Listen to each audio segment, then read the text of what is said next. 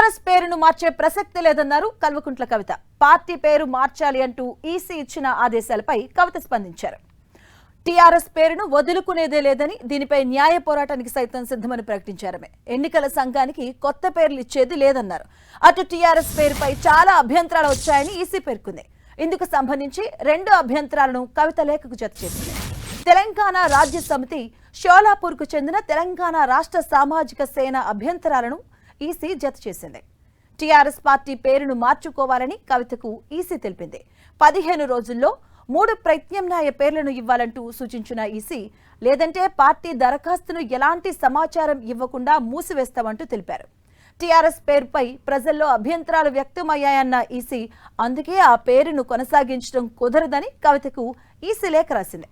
అయితే వ్యక్తిగత అభ్యంతరాలను పరిగణలోకి తీసుకోవద్దని కవిత లేఖ రాసినట్టుగా సమాచారం.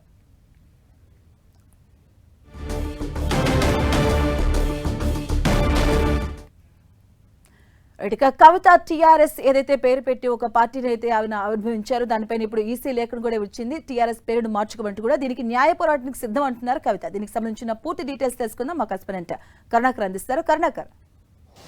ఎస్ మాధవి, కవిత రాజకీయ పార్టీకి సంబంధించి సస్పెన్స్ కొనసాగుతుంది. తాజాగా కేంద్ర ఎన్నికల సంఘం కవితకు ఒక లేఖ రాసింది. అందులో కవిత ఇప్పటికే దరఖాస్తు చేసుకున్న పేరు, ఆమె మొదటి ప్రాధాన్యత ఇచ్చిన పేరు తెలంగాణ రక్షణ సేన టీఆర్ఎస్ పార్టీ పేరును కేటాయించడం కుదరదని చెప్పి ఈసీ కవితకు రాసిన లేఖలో పేర్కొన్నట్టు తెలుస్తుంది. అందుకు తగిన కారణాలు కూడా ఈసీ పేర్కొన్నట్టు తెలుస్తుంది. కవిత ఏదైతే పేరు ప్రతిపాదించిందో టీఆర్ఎస్, ఆ పేరుపై చాలా అభ్యంతరాలు, 100కు పైగా అభ్యంతరాలు వచ్చాయని చెప్పి ఈసీ పేర్కొన్నట్టు తెలుస్తుంది. అందులో ప్రధానంగా 2 పార్టీల అభ్యంతరాలకు సంబంధించి ఈసీ ఆ వివరాలను కూడా కవితకు అందించినట్టు తెలుస్తుంది. అందులో ఒకటి తెలంగాణకు సంబంధించిన తెలంగాణ రాజ్య సమితి అన్న ఒక పేరు, దాంతోపాటు మహారాష్ట్ర షోలాపూర్కు సంబంధించిన తెలంగాణ రాష్ట్ర సామాజిక సేన అన్న ఈ 2 సంస్థలు, పార్టీలు కవిత ప్రతిపాదించిన టీఆర్ఎస్ పేరును అభ్యంతరం వ్యక్తం చేశాయని చెప్పి ఈసీ పేర్కొంది. 2 సంస్థలతో పాటు మరికొన్ని వందలాదిగా అభ్యంతరాలు, ప్రజల నుంచి అభ్యంతరాలు వ్యక్తమయ్యాయి. కాబట్టి వాటన్నిటిని పరిగణలోకి తీసుకొని టీఆర్ఎస్ అనే పేరును తమకు కేటాయించే అవకాశం లేదు. కాబట్టి మరొక 3 పేర్లను 15 రోజుల లోపల సూచించాలని చెప్పి, పెట్టాలని చెప్పి లేఖలో పేర్కొన్న ఈసీపై కవిత కొంచెం సీరియస్ అయినట్టు తెలుస్తుంది. ఎందుకంటే వ్యక్తిగత అభిప్రాయాలను పరిగణలోకి తీసుకోకూడదు అని చెప్పి కవిత వాదిస్తున్నట్టు తెలుస్తుంది. ఈ మేరకు కవిత ఈసీకి ఇప్పటికీ ఒక లేఖ రాసినట్టు తెలుస్తుంది.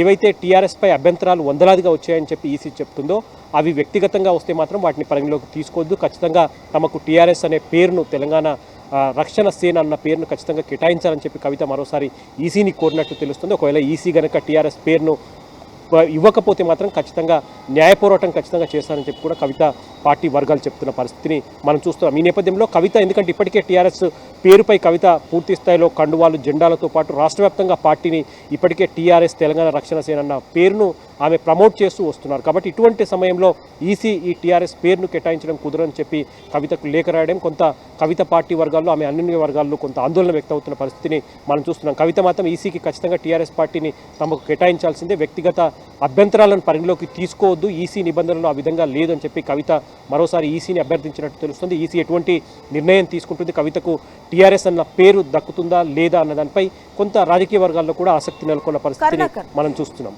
కనకరెడ్డి, ఇప్పుడు ఆవిడ న్యాయ పోరాటానికి సిద్ధం అన్నారు. సో తాను ముందున్నటువంటి ఆప్షన్స్ ఏంటి, ఎలా ఉండే అవకాశం ఉంటుంది న్యాయ పోరాటంలో? అంటే ఈసీ చాలా స్పష్టంగా కవితకు రాసిన లేఖలో 2 పార్టీలు, ఒక పార్టీ కావచ్చు, ఒక సంస్థ, 2 మాత్రమే అభ్యంతరాలు వ్యక్తం చేసినట్టు తమకు ఆధారాలు ఈసీ పంపించింది. కానీ మిగతా ఇంకెవరైనా అభ్యంతరాలు వ్యక్తం చేశారని చెప్తున్న ఈసీ వాటికి సంబంధించిన ఎటువంటి ప్రతిపాదనలు తమకు పంపించలేదని చెప్పి కవిత చెప్తున్న పరిస్థితిని మనం చూస్తున్నాం. కాబట్టి ఆ 2 పార్టీలు, తెలంగాణ రాజ్య సమితి కావచ్చు, లేకపోతే మహారాష్ట్ర షోలాపూర్కు చెందిన తెలంగాణ రాష్ట్ర సామాజిక సేన కావచ్చు, ఆ 2 పార్టీల అభ్యంతరాలు కూడా పరిగణలోకి తీసుకోవాల్సిన అవసరం లేదు. ఎందుకంటే ఆ 2 పార్టీల పేర్లు వేళ్ళు, తమ పార్టీ పేరు తెలంగాణ రక్షణ సేన అన్ని పార్టీ పేరు డిఫరెంట్గా ఉంది. కాబట్టి ఖచ్చితంగా తమకు టీఆర్ఎస్ పార్టీ అన్న పేరును కేటాయించాలని చెప్పి కవిత మరోసారి ఈసీకి లేఖ రాసినట్టు తెలుస్తుంది.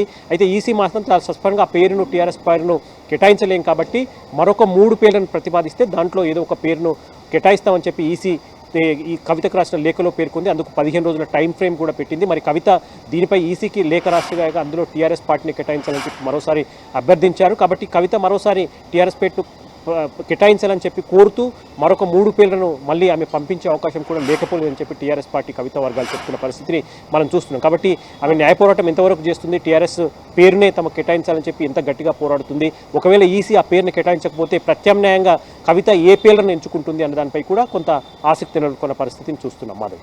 Right, thank you Karunakar.